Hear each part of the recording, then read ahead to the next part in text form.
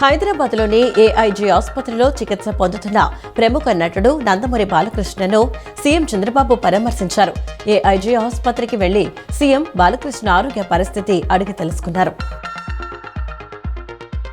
అనకాపల్లి జిల్లాలోని కొండకర్ల ఆవను పరిరక్షణ నిల్వ ప్రాంతంగా మార్చే ప్రక్రియలో భాగంగా జలవనరుల శాఖ ఎన్ఓసీ జారీ చేసింది. రాష్ట్ర వ్యాప్తంగా గుర్తించిన చిత్తడి నేలల పరిరక్షణను వేగవంతం చేయాలని, తొలి దశలో 16 చిత్తడి నేలల నోటిఫికేషన్ ప్రక్రియను పూర్తి చేయాలని అధికారులను ఉప ముఖ్యమంత్రి పవన్ కళ్యాణ్ ఆదేశించారు. కొండకర్ల ఆవలో ప్రజా ప్రయోజనాలకు భంగం కలగకుండా ఎకో టూరిజం అభివృద్ధికి ప్రణాళికలు రూపొందించి స్థానికులకు ఉపాధి కల్పించాలని సూచించారు. ఇంద్రకీలాద్రిపై వైభవంగా శాకంబరి ఉత్సవాలు ప్రారంభమయ్యాయి. మొదటి రోజు ప్రత్యేక పూజలతో ప్రారంభమైన ఈ ఉత్సవాలు ఎల్లుండితో ముగియనున్నాయి. 3 రోజుల పాటు అమ్మవారితో పాటు ఆలయ ప్రాంగణం మొత్తం వివిధ రకాల కూరగాయలు, ఆకుకూరలు, పళ్లతో అలంకరించనున్నారు. రాజ్యసభకు తన ఎంపిక ఉపాధ్యాయ వృత్తికి దక్కిన గౌరవమని ఎంపీ భాష్యం రామకృష్ణ అన్నారు. ఉపాధ్యాయుల సమస్యల పరిష్కారంతో పాటు ప్రభుత్వ పాఠశాలలను మరింత బలోపేతం చేసేందుకు ప్రభుత్వం కట్టుబడి ఉందని పేర్కొన్నారు. ప్రభుత్వ ఉపాధ్యాయులే నాణ్యమైన విద్యకు బలమైన ఆధారమని పేర్కొంటూ డిఎస్సి అర్హత సాధించిన ఉపాధ్యాయులు ఉత్తమ విద్యను అందించి విద్యార్థుల భవిష్యత్తును తీర్చిదిద్దాలని పిలుపునిచ్చారు. రాష్ట్రంలో నైరుతి రుతుపవనాల ప్రభావంతో వర్షపాతం లోటు మరియు ఎల్నినో పరిస్థితులు నెలకొన్న నేపథ్యంలో రైతుల పంటలను రక్షించేందుకు వ్యవసాయ శాఖ సమగ్ర కార్యాచరణను అమలు చేయాలని మంత్రి కింజరాపు అచ్చెన్నాయుడు అధికారులను ఆదేశించారు. పంటల రక్షణ, నేలలో తేమ సంరక్షణ, ప్రత్యామ్నాయ పంటల సాగు, అత్యవసర విత్తనాల లభ్యతపై ప్రత్యేక దృష్టి సారించాలని సూచించారు. ఖరీఫ్ 2026 సీజన్లో పంటల బీమా నమోదుపై విస్తృత అవగాహన కల్పించాలని, క్షేత్రస్థాయి అధికారులు అప్రమత్తంగా ఉండి రైతులకు అవసరమైన సలహాలు, సహాయ సహకారాలు అందించాలని స్పష్టం చేశారు. ఆంధ్రప్రదేశ్లో ఎన్డీఏ ప్రభుత్వం కొలువు తీరి 2 ఏళ్లు పూర్తవుతున్న సందర్భంగా టీడీపీ రాష్ట్ర వ్యాప్తంగా నేటి నుంచి ఇంటింటికి తెలుగుదేశం కార్యక్రమాన్ని ప్రారంభిస్తున్నట్లు పార్టీ రాష్ట్ర అధ్యక్షుడు పల్ల శ్రీనివాసరావు ప్రకటించారు. 45 రోజుల పాటు కొనసాగనున్న ఈ ప్రజా చైతన్య యజ్ఞంలో భాగంగా సూపర్ 6 హామీల అమలు, మహిళలు, రైతులు, యువతకు అందిన లబ్ధిని, అలాగే అమరావతి రాజధానితో పాటు రాష్ట్రంలో జరుగుతున్న అభివృద్ధిని ప్రజలకు వివరించనున్నారు. గత ప్రభుత్వ విధ్వంసన పాలనకు, నేటి ఎన్డీఏ అభివృద్ధి పాలనకు మధ్య తేడాను తెలియజేస్తూ ప్రజల సమస్యలను నమోదు చేసి పరిష్కారానికి కృషి చేయాలని పార్టీ శ్రేణులకు ఆయన పిలుపునిచ్చారు.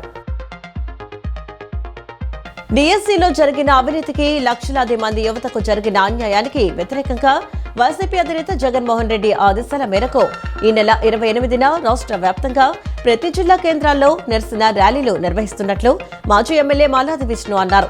నీట్ ప్రశ్నపత్రాల లీకేజీ ఉద్యమం కన్నా ముందు నుంచి డిఎస్సి అవకతవకలపై రాష్ట్రంలో ఉద్యమం ప్రారంభమైందని చెప్పారు. డిఎస్సిలో జరిగిన అవకతవకలపై జగన్మోహన్ రెడ్డి ఎన్నాడో ప్రశ్నించారని, దానికి రాష్ట్ర ప్రభుత్వం ఎందుకు బాధ్యత వహించలేదన్నారు. కేంద్రంలో నీట్ లీకేజీపై కేంద్ర విద్యాశాఖ మంత్రి రాజీనామా చేశారని, డిఎస్సి అవకతవకలపై రాష్ట్ర విద్యాశాఖ మంత్రి ఎందుకు మౌనంగా ఉన్నారని ప్రశ్నించారు. సోమవారం కలెక్టరేట్లో ప్రజా సమస్యల పరిష్కార వేదిక కార్యక్రమం ద్వారా ప్రజల నుండి వినతులు స్వీకరించడం జరుగుతుందని జిల్లా కలెక్టర్ డాక్టర్ జి లక్ష్మీసా ఒక ప్రకటనలో తెలిపారు. కలెక్టరేట్, డివిజన్, మున్సిపల్, మండల కేంద్రాల్లో సంబంధిత అధికారులు ప్రజలకు అందుబాటులో ఉండి అర్జీలు స్వీకరిస్తారన్నారు. నియోజకవర్గంలోని బ్రాహ్మణుల సంక్షేమం, ఆర్థిక అభివృద్ధికి ప్రభుత్వం పూర్తి స్థాయిలో కట్టుబడి ఉందని ఏపీ ప్రభుత్వ విప్ గన్నవరం ఎమ్మెల్యే యల్లగడ్డ వెంకట్రావు అన్నారు. బ్రాహ్మణుల ఆర్థిక అభివృద్ధి కోసం 20.50 లక్షల రుణాలు పంపిణీ చేసినట్లు తెలిపారు. బ్రాహ్మణ సమాజం కోరిన కళ్యాణ మండపం నిర్మాణానికి సానుకూలంగా స్పందించిన ఎమ్మెల్యే ప్రభుత్వ నిబంధనలకు అనుగుణంగా అనువైన స్థలాన్ని పరిశీలించాలని ఎంఆర్ఓను ఆదేశించినట్లు తెలిపారు. ఎన్టీఆర్ జిల్లా చందర్లపాడు మండలం ముప్పాళ్ల గ్రామంలో దేశమ్మ తల్లి వారాల పండుగను గ్రామ ప్రజలందరూ కులమతాలకు అతీతంగా భక్తి శ్రద్ధలతో అత్యంత వైభవంగా జరుపుకున్నారు. మహిళలు సంప్రదాయబద్ధంగా బోనాలు సమర్పించి మొక్కులు చెల్లించుకోగా సకాలంలో వర్షాలు కురిసి పాడి పంటలు బాగా పండాలని, గ్రామ ప్రజలంతా ఆరోగ్యాలతో వర్ధిల్లాలని అమ్మవారిని ప్రత్యేకంగా వేడుకున్నారు.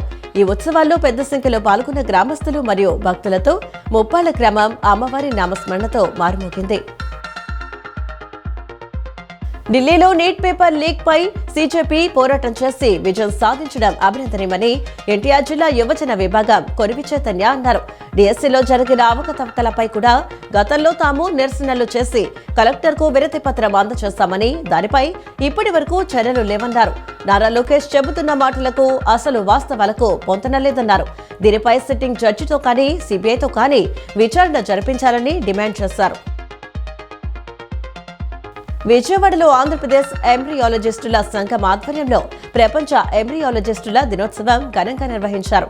సంతానలేమి నివారణలో క్లినికల్ ఎంబ్రియాలజిస్టుల పాత్ర కీలకమని, నైపుణ్యం కలిగిన వారే ఐవీఎఫ్ కేంద్రాలకు వెన్నెముక అని CMC professor doctor Mohan S Kamath పేర్కొన్నారు. ఈ వేడుకల్లో ఎంబ్రియాలజీ నూతన పోకడలపై చర్చించి పోటీల విజేతలకు బహుమతులు అందజేశారు.